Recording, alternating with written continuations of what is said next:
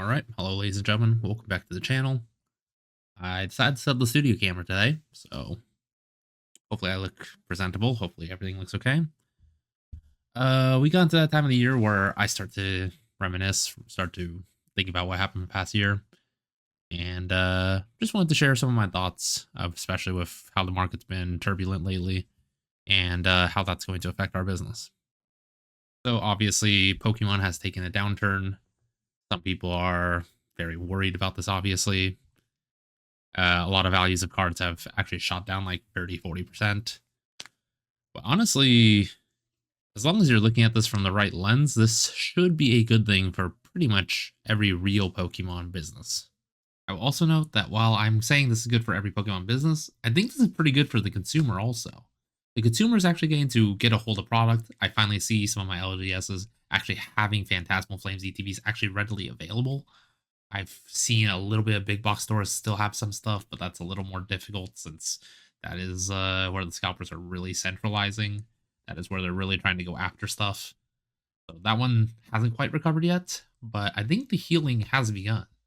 So at least I wanted to add that little caveat there that I think right now with the market going down, this is pretty much good for everyone that is looking at this from the right lens. You see, scalpers are obviously affecting this hobby a decent chunk, creating artificial scarcity, pumping up prices. All of this is a real problem. Now, with the scalpers moving over to One Piece and honestly ravaging their game, and when I go talk to some of the One Piece players at my local game store, I feel their pain because they can't get a hold of product. And One Piece, to me at least, seems primarily to be a player's game. So to have all their product more or less scalped when Bandai's been pretty good about keeping a limited supply of it, keeping it to a couple waves, I think it is. I'm not an expert in One Piece. Please feel free to correct me if there's any One Piece viewers here. But because of that, I can feel One Piece is feeling the effects that our community has felt, and I feel for them, honestly. But as for Pokemon, I can't imagine our market doesn't recover. Pokemon, trajectory wise, over 30 years has always turned a profit. Let me go ahead and pull up the chart there. As you can see here, this is a chart showing Pokemon and Sword cards versus the S&P 500. And in the last 20 years, sorry, not 30, but I'm pretty sure 30 would still hold, we have Pokemon on top, beating the S&P 500, and in general showing that memorabilia most likely should be a portion of your portfolio. All this is to say, I really don't think Pokemon's going anywhere. If I had a chance, if I had the unlimited resources, if I could just choose what I think would be best, I would be slowly investing next year, accumulating really desirable grails and some nice booster boxes, and I'd be putting them away, planning to hold them for quite a number of years. If it were me specifically, I enjoy vending. I really enjoy the community aspect of vending. My fellow vendors, the ones who are really in this for the long haul, are really fun to interact with. The repeat customers that I get, the joy that I get to see presenting them their grail and helping them find a way to make it work for all of us. It feels really good. So, me personally, I will be planning to vend this coming year. It's going to be a bit of a struggle since, if I'm getting slightly personal, my family's been having a bit of financial hardship. So I've been picking up more shifts to assist them. They've housed me forever, so I feel like this is the least I can do for them. And outside of that, I really want to try to push this thing to see just how far I can take it, even though it cannot fully. I'm essentially running at not full optimization in my mind because my finances are being slightly hampered by this, but I feel like that's the right thing to do. And with that being said, even though I believe that some of this is being hampered and I'm not working at peak efficiency because I'm working more shifts than I've ever worked in my life, I'm constantly much more tired. I feel I have less time to do stuff.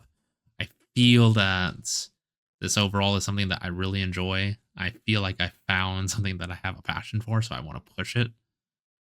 So I'm going to keep trying to slowly but surely do this, even though I know at times I'm going to falter. Like you guys have seen, I will disappear for I don't know, 6 weeks at a time, maybe even longer. I think I've gone to 90 days at one point here, and I apologize. And honestly, if I was making content that whole time, it would have been much better because I would push the snowball faster in theory, or, my Pokemon business would actually do better because in this current bear market, we are obviously getting less sales. And the less sales is obviously painful. Obviously, because we're getting less sales and it's not ideal for business, I'm getting stuck with more product, which I can imagine some people are going to celebrate and say, ha ha ha, you dirty scalper. How dare you try to sell Pokemon products, something that is meant to be opened and enjoyed by everyone? How could you do that? You are artificially creating scarcity in our market. You are hurting us and you are driving the price up. So I will say, I don't know how one can really scalp Japanese product. Japanese product seems to be in such an abundance that I've never actually been told no to getting a product. But scalping, in my opinion at least, would very much be you are driving an artificial scarcity, and to have scarcity means you do not have enough product. In Japan, because I haven't been told no for product, especially at prices under market price, they can't conceivably be having a shortage of product. They always have it readily available. The one caveat to that would be specifically EBO3. EBO3 had some sort of shortage recently, and I was purchasing it to help a partner store of mine. I partnered up with some of my local LGSs to try to assist them gain product for their customers. That was one of the only times that I personally have seen a shortage of product in Japan. That being said, from what I can see, EBO3 is starting to have its reprint in Japan, so everyone should be hunky dory. They had to wait a little bit of time, but hopefully everyone gets plenty of product they want.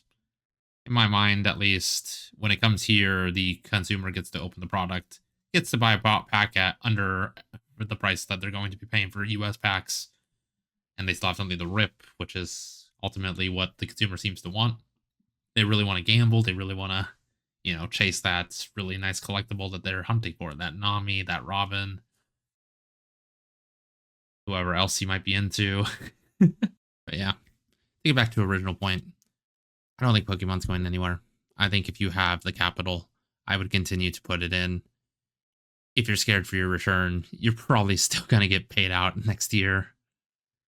If not, and we go the way of like Magic and Spider-Man, you'll get paid out years down the line like you normally would, and that's what you should be considering when you enter any sort of business ring in any sort of collectible. If you feel like supporting me, you can feel free to go to my website. And this is our website, UncleSteve'sCardShop.com, where you can directly support us by buying some of our product, whatever we may have available. I will be updating this soon to actually show everything we have available. A lot of my product ends up getting purchased out by pre-buyers that I know, that I talk to over Instagram, or that I talk to over text. So if you'd like to contact me, you're also welcome to contact me through Instagram. It is also at Uncle Steve's Card Shop.